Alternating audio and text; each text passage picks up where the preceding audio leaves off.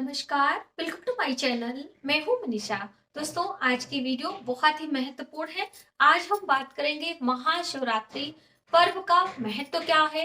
महाशिवरात्रि का पर्व वर्ष 2022 में हमें कब मनाना है, पूजा हमें कैसे करनी है और सबसे महत्वपूर्ण कि हमें पूजा कब करनी है, दिन में करें या फिर रात्रि में करें।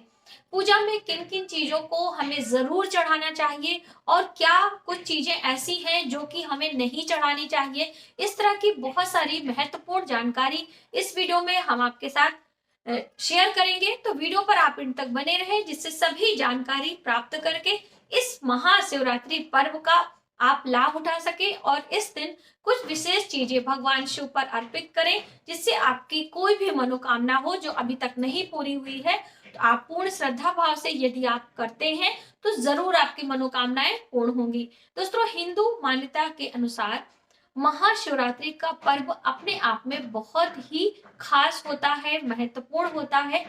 इस दिन शिव और शक्ति का मिलन होता है और इस दिन हमारे वातावरण में हमारे जो ऑरा होता है उसमें एक खास प्रकार की शक्तियों का समावेश होता है महाशिवरात्रि पर्व पर। इसलिए इस दिन की बहुत अधिक महत्वता बताई गई है। वैसे तो शिवरात्रि हर महीने आती है, लेकिन जो ये महाशिवरात्रि का पर्व होता है ये अपने आप में विशेष माना जाता है। तो महाशिवरात्रि का पर्व कब होता है, पहले आप यही जाने। महाशिवरात्रि फाल्गुन मास की शुक्ल पक्ष की चतुर्दशी तिथि को मनाया जाता है और इस बार वर्ष 2022 में बहुत ही शुभ संयोगों के साथ में आपको महाशिवरात्रि का पर्व प्राप्त हो रहा है। इस दिन शिव और शक्ति का मिलन भी होता है, इसीलिए शिवरात्रि यानी कि इन भगवान शिव और माता पार्वती के विवाह का समारोह भी मनाया जाता है। और इन दिनों रात्रि को अधिक महत्व बताया जाता है दिन की अपेक्षा। यानी कि दिन में व्रत उपास तो आप करें ही, लेकिन कोई विशेष साधना करनी है, विशेष मनोकामना पूर्ण करनी है, इसके लिए आपको रात्रि में कुछ विशेष उपाय करने होते हैं। बहुत सारे लोगों के मन में संशय होता है कि हम पूजा में अभिषेक का बहुत बड़ा महत्व होता है भगवान शिव की पूजा में, तो जो जलाभिषेक होता है वह रात्रि में करें कि ना करें। दोस्तों, भगवान शिव की पूजा आठों पहर की जाती है। आप कभी भी भगवान शिव की आराधना कर सकते हैं। भगवान शिव औघड़दानी है, भोले भंडारी हैं, आपकी मनोकामनाएं जल्द पूर्ण करते हैं। आप कथाओं में, पुराणों में आप पढ़े, हमेशा आपको यही ज्ञान प्राप्त होगा कि जो भी पूर्ण श्रद्धा भाव से भगवान शिव की आराधना करता है, चाहे वो देवता हो, चाहे मनुष्य हो अथवा राक्षस गण हो, सभी की मनोकामनाएं भगवान शिव पूर्ण करते हैं। इसलिए आप पूर्ण श्रद्धा भाव से भगवान शिव की आराधना करें और अपनी मनोकामनाएं पूर्ण करें। दोस्तों, शिवरात्रि में भगवान शिव की पूजा हम सभी करते हैं, जिसमें जल और कच्चे दूध की अधिक महत्वता बताई गई है। इसके साथ साथ में बहुत सारी ऐसी चीजें हैं जिसपे हम भगवान शिव पर अर्पित करते हैं और उससे हमारी मनोकामनाएं पूर्ण होती हैं।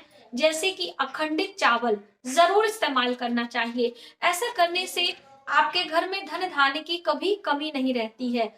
कच्चे दूध, गाय के कच्चे दूध में शक्कर यानी कि चीनी मिलाकर यदि शिव पर अर्पित करते हैं, इससे आपको वंश वृद्धि होती है। आपके घर में संतान उत्पत्ति नहीं हो रही है तो यह कार्य आप जरूर करें। और विशेष मनोकामना पूर्ति के लिए इस महाशिवरात्रि पर शुक्ल यजुर्वेद के रुद्राष्टकम पाठ से आपको ये अभिषेक करवाना चाहिए। किसी विशेष पुरोहित से, विद्वान पुरोहित को अपने घर आप बुलाएं। बहुत सारे लोगों के मन में संशय होता है कि हम पूजा घर में करें या फिर शिवालय जाके करें, भगवान शिव की पार्थिव प्रतिमा की पूजा करें या फिर शिवलिंग की करें, या फिर भगवान शिव का जो साकार रूप होता है उनके परिवार के सहित उनकी पूजा करें। तो देखिए, भगवान शिव साकार और निराकार दोनों रूपों में उनकी पूजा आराधना करने का विधान है। तो आप चाहे जिस भी मतलब उनके आकार की पूजा कर रहे हो, पूर्ण श्रद्धा और सभी विधि विधान से ही पूजा करें, तभी आपको उसका फल मिल पाएगा।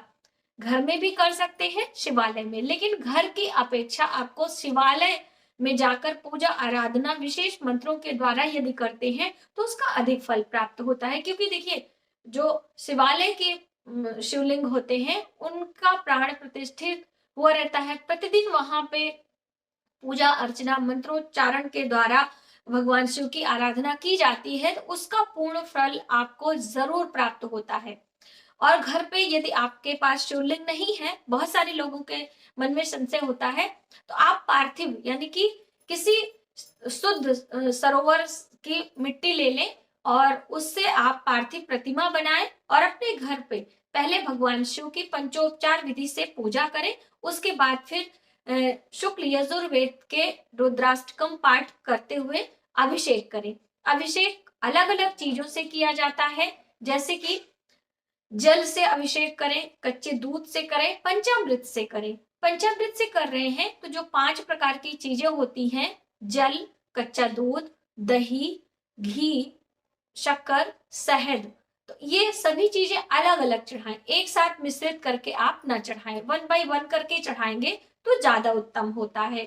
भगवान शिव की पूजा में भस्म बहुत ज्यादा महत्व स्थान रखता है, इसलिए भस्म का प्रयोग करें। सफेद चंदन या फिर लाल चंदन का प्रयोग करें, जो लकड़ी वाला चंदन होता है जिसे घिस कर इस्तेमाल किया जाता है। यदि आपको ये नहीं प्राप्त हो रहा है तो आप अष्टगंध का तिलक भी भगवान शिव की पूजा में इस्तेमाल कर सकते हैं। उसमें बहुत सारी चीजें इस्तेमाल की जाती हैं, जैसे अगर तगर, और तो इस तरह से आप ये कर सकते हैं। पूजा में कुछ चीजें विशेष रूप से आपको इस्तेमाल करने से विशेष मनोकामनाएं पूर्ण होती हैं, जैसे कि काले तिल। काले तिल भगवान शिवलिंग पर अर्पित करें, उसके बाद जल से अभिषेक करें। भगवान शिव की पूजा में आपको बिलपत्र जरूर इस्तेमाल करना चाहिए। बिलपत्र जब इस्तेमाल करें, उसकी तीनों पत्तियां बराबर होनी चाहिए, कटे फटे पत्तों का इस्तेमाल आप ना करें। यदि बिलपत्र का अभाव है तो आप समी पत्र भी इस्तेमाल कर सकते हैं। 1000 बिलपत्र चढ़ाने के स्थान पर एक समी पत्र यदि आप चढ़ाते हैं तो आपको 1000 बेलपत्रों का लाभ प्राप्त होता है। तो इस तरह से आप सभी चीजें एक साथ एकत्र कर लें और भगवान शिव की आराधना करें। अब भगवान शिव पर कैसे क्या क्या चीजें हम चढ़ा रहे हैं वो भी बहुत मायने रखता है। तो यदि आप शिवरात्रि व्रत कर रहे हैं तो सुबह सवेरे सूर्योदय के साथ उठें, अपने स्नान ध्यान को करके शुद्ध साफ वस्त्र पहने, उसके बाद अपने घर में या फिर शिवालय जाकर भगवान शिव के मंत्रों के साथ में शिव पूजा शुरू करें। सर्वप्रथम भगवान शिव पर जलाभिषेक करें, भगवान गणेश का स्मरण करते रहें, माता पार्वती की पूजा करें, उसके बाद भगवान शिव की पूजा प्रारंभ कर सकते हैं। बिना भगवान गणेश और माता पार्वती के भगवान शिव की पूजा संपूर्ण नहीं मानी जाती है, तो ये भी आपको ध्यान रखना है। शिव पर बिलपत्र चढ़ाएं, भगवान शिव पर सफेद पुष्प चढ़ाएं, अक्षत चढ़ाएं, अक्षत अखंडित होनी चाहिए, और उसके बाद सभी चीजें 1 बाय 1 करें और भगवान शिव का चालीसा का पाठ कर सकते हैं। 108 जो भगवान के नाम हैं भगवान शिव के, वो भी आप कर सकते हैं। शिव स्तोत्र आता है, उसे पढ़ सकते हैं। रुद्राष्टकम का पाठ कर सकते हैं। अलग अलग चीजों से भगवान शिव की आराधना करते हुए आप पूजन करें। अब भगवान शिव की आरती करें। आरती का विशेष महत्व होता है। आरती में कपूर का इस्तेमाल जरूर करें। जैसे कि कपूर की हम बात करते हैं तो अलग अलग तरीके से भगवान शिव की पूजा में कपूर इस्तेमाल किया जाता है। यदि आप कपूर को जल में मिला लें और उससे भगवान शिव का अभिषेक करते हैं तो शीघ्र प्रसन्नता आपको प्राप्त होती है। वहीं पर कपूर को हवन यानी कि जो आपकी सामग्री है, हवन सामग्री, उसमें मिलाकर भगवान शिव के मंत्रों से आप यज्ञ करते हैं तो भी आपकी मनोकामनाएं जल्द पूर्ण होती हैं। भगवान शिव की आरती कपूर से करनी चाहिए। मान्यता के अनुसार जब भगवान शिव और माता पार्वती का विवाह हुआ था तो सर्वप्रथम भगवान विष्णु ने कपूर से आरती करके शिव और पार्वती का पूजन किया था और इस आरती को सर्वप्रथम गाया था। कौन सी आरती है? कर्पूर गौरम करुणावतारम संसार सारम भुजगेंद्रहारम सदा वसंतम हृदयारविंदे भवम भवानी सहितम नमामि। इस तरह से भगवान शिव की आरती करें। उसके बाद आपको परिक्रमा करनी चाहिए। परिक्रमा आधी आप करें, पूरी परिक्रमा भगवान शिव की नहीं करनी चाहिए। तत्पश्चात आपको अपनी मनोकामनाएं बोलनी है और क्षमा प्रार्थना जरूर करना है। तो ये छोटी सी विधि थी भगवान शिव की पूजा अर्चना करने की, चाहे आप मंदिर में कर रहे हो या फिर घर में, इस तरह से आप जरूर करें। अब बहुत सारे लोगों का प्रश्न होता है कि भगवान शिव की पूजा में हमें नैवेद्य क्या लगाना है, भोग क्या लगाना है। तो आप भगवान शिव को दूध से बनी मिठाइयों का भी प्रयोग कर सकते हैं, या फिर जो मौसमी फल होते हैं उनका भी प्रयोग आप कर सकते हैं। यदि आप धन की कामना से शिव की आराधना करना चाहते हैं, शिव के अभिषेक में आपको गन्ने के रस का इस्तेमाल करने से धन धान्य की प्राप्ति होती है, पुत्र पौत्र की प्राप्ति होती है, तो इसलिए आप गन्ने का रस जरूर इस्तेमाल करें। और इसका इस्तेमाल करने का तरीका क्या होता है ये भी आप समझें।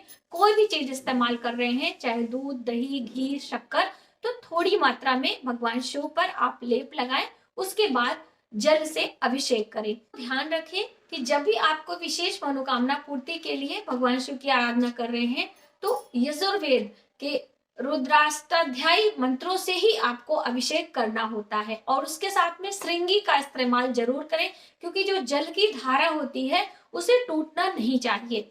इन छोटी छोटी बातों का जरूर ध्यान रखें। अब हम बात करें कि हमें क्या चीजें इस दिन ग्रहण करनी चाहिए, यानी कि हमें खानी नहीं चाहिए। ये भी बहुत महत्व रखता है, क्योंकि जैसे बहुत सारे लोग व्रत उपास नहीं रह पाते हैं, तो कुछ चीजों का त्याग करके भी इस दिन का लाभ ले सकते हैं।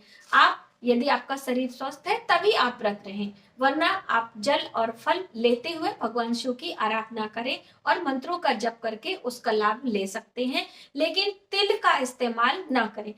चतुर्दशी तिथि के दिन तिल खाना निषेध होता है, तो ये भी आप ध्यान रखें। आज की वीडियो में बस इतना ही। यदि हमारी जानकारी आपको थोड़ी सी भी हेल्पफुल लगे तो प्लीज हमारी वीडियो को लाइक करें, शेयर करें, सब्सक्राइब जरूर करें नए वीडियोस के लिए।